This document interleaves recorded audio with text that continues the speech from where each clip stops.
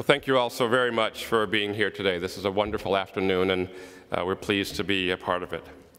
I'd like to extend my welcome to the members of our Board of Trustees and University Governance, to the students, faculty, and staff, to colleagues from higher education, to our political, public service, and religious and business leaders from around the state and the Columbus community, and our friends and alumni here from all over the country. Thank you all for what you do for The Ohio State University. Allow me also to welcome and acknowledge several members of my family who are with us here today. First, my wife, Brenda. A great many of you have had a chance to meet. Brenda's mother, our two sons, our granddaughters, one of our daughters-in-law, Uncle Kenny and Aunt Debbie.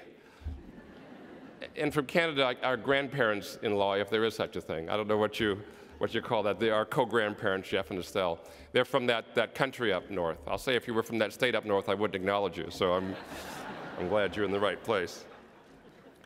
Let me say it is a tremendous honor to be here with 4 generations of my family and to follow in the footsteps of the 14 previous presidents of this great university. I'm indebted to those who served before me, some of whom I know personally and have had the great good fortune to work with, and to so many others who have supported this university throughout its 145 years. Thank you all. The story of this university has been written by the hands, hearts, and minds of countless individuals. And together you have built an institution for the ages. We are engaged collectively in a noble quest to do good. I hold a position of great privilege, and I reflect on that every day. Thank you for the opportunity to do this and to work with you in this grand endeavor. Contemplating the responsibility of leading The Ohio State University into the future, I begin by acknowledging our past.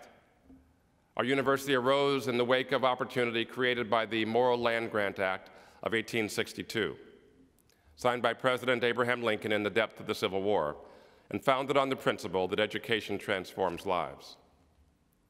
We were established with that purpose, immortalized by the words of early board member Joseph Sullivan in describing the university's seal, in which he said, "Above and crowning all, we place the lamp of knowledge, by which we intend to signify that the Ohio State Agricultural and Mechanical College is a light on a high place to illuminate all that comes within its sphere." The noble American experiment of the land-grant universities was extraordinarily successful, and by the middle of the 20th century, the United States held an exalted position at the top of the world in the field of higher education.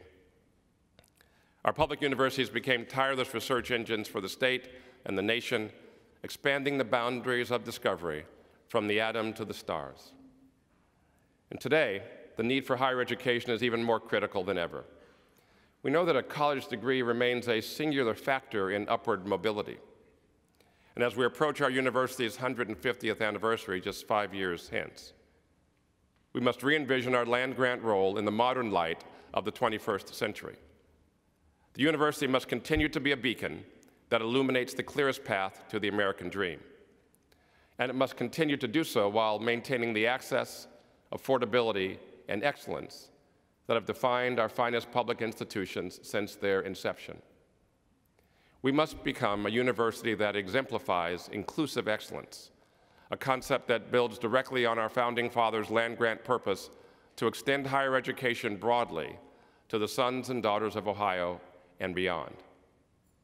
This principle has defined my career and will continue to guide my vision for the next chapter of this university, which we will write together. 20 years ago, I met baseball great Willie Mays, a childhood idol of mine. I asked how he felt after making the catch during the 1954 World Series. Apologize to Cleveland fans. But he answered matter-of-factly, "It was a good play, and my job was to come out the next day and show the people something a little bit better." And what that meant to me was that even if you're the best in the world, your job tomorrow is to come out and do something a little bit better. That's how you stay the best in the world. In fact, that's how you got to be the best in the world at the first place. Ohio State is among the most powerful and dynamic universities in the world, there is no doubt. And as Ohio's flagship university, Ohio State must continue to lead from the front.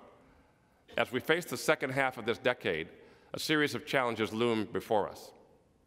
We must use our unique scale and scope to meet these challenges head-on, charting new territory and making lasting contributions as we address the critical issues of our time. Today, I'll focus on three areas that underscore our overarching mission. I offer these directions in parallel to our daily scholarly work, not as a replacement.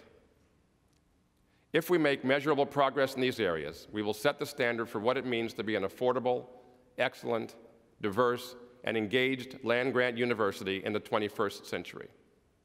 First, we must work to reduce student debt. Education transforms lives, but only if we can deliver on our promise of access to an excellent and affordable education. Second, we must recommit our university to its motto of education for citizenship, engaging with our community partners to extend our scholarship with the full force and precision of one of the most powerful institutions in the world. And third, we must lead our colleagues in exemplifying what it means to be an inclusive university in the 21st century, a place where diversity is a defining characteristic and source of strength. I'll begin with what is a critical issue on the higher education landscape, the challenge to provide access to a world-class college education that remains affordable. So many around Ohio and across the country, including many in this room, are working to solve this elusive equation today. And on this issue, I want to speak directly to our students and their families. In terms of cost and quality, Ohio State remains one of the best values in the nation. We're ranked the 15th best value among public universities, up from 36 just 2 years ago. This is good news, but it's not enough. Despite the long-term value of a degree, we must be sensitive to the debt burden associated with a college education, especially for low and middle-income families. Students crossing the Oval with book bags filled with knowledge and promise should not be burdened with the weight of worry about how to pay for college. Governor Kasich announced in February the creation of a Blue Ribbon Task Force on affordability, and we will seize this opportunity to advance bold ideas to work harder and smarter to contain costs. Strategies such as better utilizing information and educational technology and implementing targeted constructive advising so that more students graduate on time. We look forward to working with our partners to lead in this critical effort. In fact, we've already begun. On a national level, Ohio State is a charter participant in the University Innovation Alliance of 11 universities, working collectively on affordability and access. We specifically are looking at ways to use data analytics and predictive analytics to increase graduation rates and decrease time to degree, while maintaining or enhancing quality. I've had direct experience with programs like this earlier in my career, and we were rewarded with outstanding results. That was on a more limited scale. Of course, everything's on a more limited scale than the Ohio State University. So now our challenge is to scale up and show others and ourselves that we can do this more broadly. The first phase of this program is underway, and we will evaluate the findings and implement continually refined solutions in the coming years. This will help us with the efficiency of our educational process, but we must do more. We must refine and modernize the way that we do business. To that end, I have directed my senior leadership team to submit plans to identify $200 million in administrative savings and efficiencies over the next 5 years, and to generate $200 million more in revenue generation over the next 5 years. These resources will be reinvested to lower the cost and improve the quality of the university. Our confidence that we can do this comes in part from the preliminary success that we have already had this year alone at our academic medical center. We have, through efficiency and cost avoidance, saved more than $50 million in the past 9 months alone. We have done this by doing everything from reducing the use of color printing, to scrutinizing human resources decisions, to negotiating better terms from vendors. And at the same time, our quality, safety, and patient satisfaction numbers are outstanding, in several cases among the highest anywhere in the country. Kudos and thanks to so many who work so hard to make this true: our hospital leadership, our doctors, research scientists, our nurses, custodians, and the entire crew. You're doing work that directly affects and improves the lives of thousands of individuals here and around the world. Our goal now is to realize similar savings and efficiencies throughout our university. Additional resources from efficiency savings and revenue generation will enable us to reinvest in 3 core areas. First, financial aid and scholarships to reduce student debt. Second, to support our faculty and staff and our academic programs. And third, we will retain some funds to support the best new ideas and innovations for the future.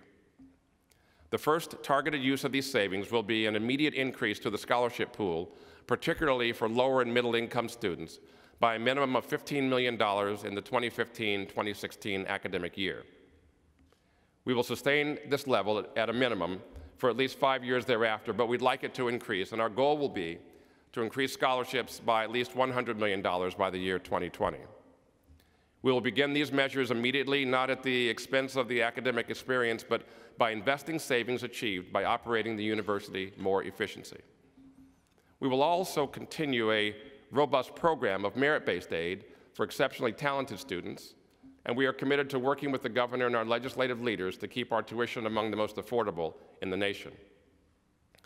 In partnership with our Board of Trustees, we are looking carefully at executive compensation, and our work continues on overall compensation and classification. Together, these are intended to create consistency and equity in our human resource policies. We recognize that we must balance the competitive salaries needed to attract exceptional faculty and staff with our commitment to be responsible stewards of our resources.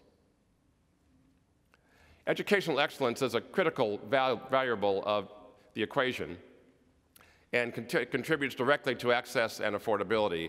A more efficient educational system leads to higher graduation rates and a shorter time to degree. To this end, we are convening a faculty summit this May to continue our nascent discussions of ways that we can improve upon our already excellent educational offerings and pedagogy. The first part of these efforts is a creation of a university-wide institute on teaching and learning that will support both tenured and non-tenured faculty. A collaboration between faculty and staff and students across the university, this campus-wide institute will enhance support for excellent teaching, expand teaching and learning scholarship, and apply student-centered analytics to improve learning outcomes. I've spoken earlier about our incredible impact as a university, and we are forging the future of innovation through our discovery themes, the university's bold vision to extend our reach on a global scale. We have built a powerful academic research machine that is pushing discovery in areas from memory to dark matter, from hybrid electric drivetrains and climate history. And we make significant contributions in law and policy and science and the arts, humanities, the health sciences and agriculture, and across the length and breadth of hundreds of fields of inquiry and more than 175 major courses of study.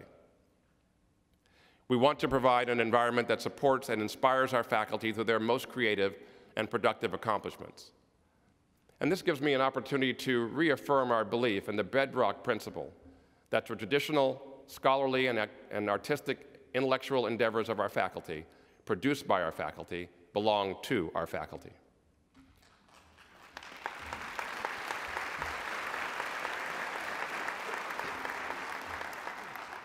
Our ability to provide affordable excellence is a fundamental to those who we are seeking to serve as a land-grant university in the 21st century. And we must ensure that the door to the American dream is open and leads our students to brighter futures. The second area I'll address is our founding land-grant mission to create and extend new knowledge to our community. This commitment constitutes the DNA of the university's motto, Education for Citizenship. The university's relationship with the Ohio business community has never been stronger. And we are committed fully to supporting our outstanding partnerships to create an ever more vibrant statewide economy. The Wexner Medical Center provides more than $170 million in annual benefits through charity care and outreach efforts such as neighborhood-free clinics, free health screenings, prenatal education, and myriad community sponsorships. OSU Extension shares academic scholarship with citizens in all 88 Ohio counties. And Ohio State has been recognized nationally as an engaged university, including more than 1.2 million hours of service each year by our students. These are just a few of the extraordinary ways that we are making a difference. But these efforts, but despite these efforts, at this moment, just blocks away from where we are, children may not know where they're getting their next meal. This is unacceptable. We have significant work being done in our community and at Ohio State to address food insecurity, but we can do more. After substantial planning, the university is making an unprecedented strategic and financial commitment to address food insecurity with an investment of nearly $15 million in new faculty experts as a part of the Discovery Themes initiative.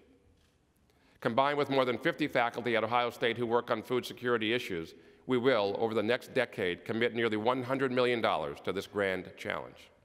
These efforts are already underway. Beyond the financial support, we must bring to bear the overwhelming energy and talents of our faculty, staff, and students to address this issue. We must work closely with our community and state partners, refining collective strategies to elevate all members of our society. And at the end of the day, all of us share a responsibility in the future of Ohio and the lives of our fellow citizens. Many of us had a wonderful time in New Orleans and in Dallas in January, even before the terrific football victories. We went into the local communities and, honoring a tradition begun decades ago at Ohio State, engaged in service projects to reduce food insecurity. In both cities, students, faculty, staff, alumni, parents, and friends came together to pay forward for the collective goodwill. In the coming months, we will again call upon the powerful support of Buckeye Nation, our passionate alumni and friends around the globe, to help in these efforts. And together, we can make Ohio shine as an exemplar of how systematically and strategically we can solve one of the critical issues of our time. Plain and simple, our collective efforts can and will transform lives. The third and final component of this 2020 vision is that as one of the nation's leading land-grant universities, the Ohio State University must be a national model of inclusiveness and diversity. From our student community to the hiring and promotion of faculty and staff, diversity must be recognized and celebrated as a defining core strength. The nation's land-grant institutions were founded upon profound public ideals. Foremost among them was to extend higher education to everyone, regardless of social standing. As a starting point for an institution, those principles are among the noblest I can imagine. By many measures, Ohio State is a vibrant and diverse community as we speak. And we have long added our voices to the chorus of others from all corners of the country and walks of life who aspire to be a more inclusive and perfect society. Still, with the 50th anniversaries of the Civil Rights and Voting Rights Act as a backdrop, it is deeply troubling to see recent examples of racial and other forms of discord and intolerance across our country and even on some of our college campuses. To be honest, many of us had hoped that these things were behind us. They certainly and distinctly are beneath us as a society. Our universities of all places must welcome and celebrate all individuals, regardless of race, class, culture, orientation, or identity. You can pause that for a moment.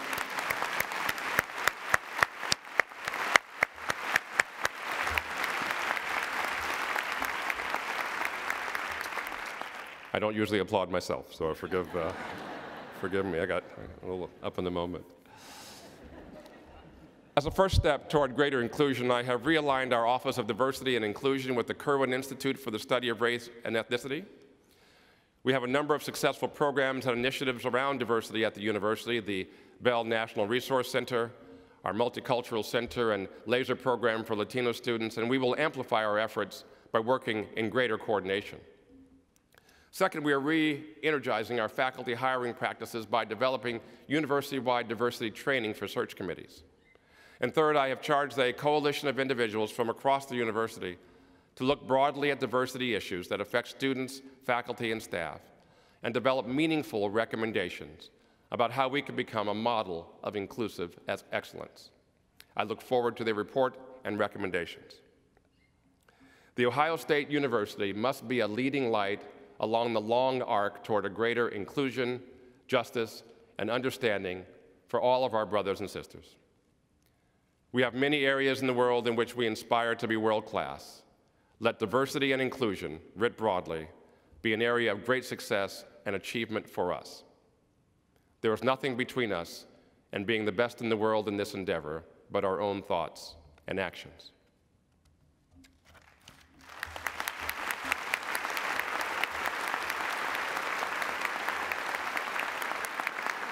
And finally, as we embark on our mission, we must remain true to values-driven decision-making. Over the course of my life, I have developed a set of core values tested daily in my personal and professional lives. Tim actually mentioned some of them. Thank you, Tim. They must be coming through. They are respect, intellectual curiosity, integrity, commitment, empathy, appreciation for others, and fun. Respect meaning respect for ourselves and others. Intellectual curiosity, the excitement at learning and teaching and discovering. Commitment, doing your best as often as you can in whatever you do. Integrity, meaning what you say and saying what you mean, speaking and seeking the truth. Empathy, compassion for others. Appreciation for others, the understanding that life circumstances allow other people to have points of view that are different from ours, but valid nonetheless. And finally, fun. This is it. We should do all we can to enjoy every day. And I have found that if you stay true to your values, then the path forward will be clear, if not easy. And in the end, you'll be in the right place. Since Brenda and I arrived in Columbus last summer, we have had innumerable opportunities to see firsthand what it means to be a Buckeye. It's our students who danced through the night at Buckeyethon to raise $1.2 million to treat childhood diseases. It's the more than 23,000 staff who contribute their talents and energy to support our faculty and students every day on our 6 campuses. It's our faculty who develop and share knowledge and enrich and elevate society.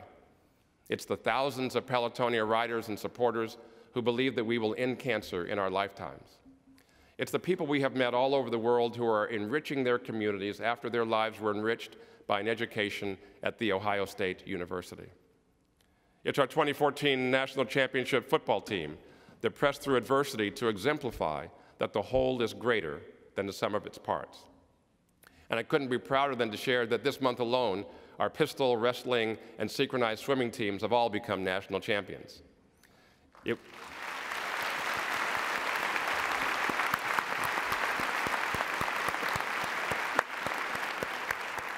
I guess with those 3 champions, you shouldn't mess with us on land or on sea. And let me say, it was the wrestling team's first national title in 94 years. It was our synchronized swimming team's 29th national title. Yeah, I think that's, since that leads all sports at all universities in the nation, it deserves a round of applause. When we speak to what we do at the university, we say that we create and share knowledge to the benefit of humankind. When asked how, we describe our active research, modern teaching, and broad community service. When asked why, I have 2 answers. First is our unwavering commitment to elevate society and the human condition, the founding principle of the land-grant university. And the second, for me personally, is joy. The joy that I have, and I know this is true for Brenda and for all of you as well. The joy that we have working with the incredible young men and women that we have as students. I'm impressed by their brilliance, their focus, their achievements, and their overall goodness.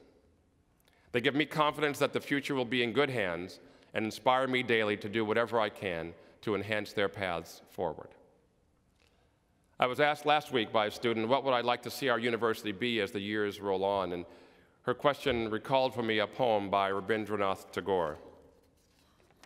This was written more than a century ago, at a time he lived in colonial India, and the poem was written as a hopeful prayer. He wrote in part, "Where the mind is without fear and the head is held high, where knowledge is free, where words come out from the depth of truth, where tireless striving stretches its arms toward perfection, where the mind is led forward into ever-widening thought and action, into that heaven of freedom, let me awake." Much of what Tagore wished for exists here and now at our great university. Our current aspiration is to widen the sphere of our impact, to be inclusive and expansive and excellent as we move forward toward a bright and more perfect horizon. Together, let us continue to shine the light of knowledge in all directions, let us sing Ohio's praise, and let us affirm thy friendship to the Ohio State University. Thank you very much.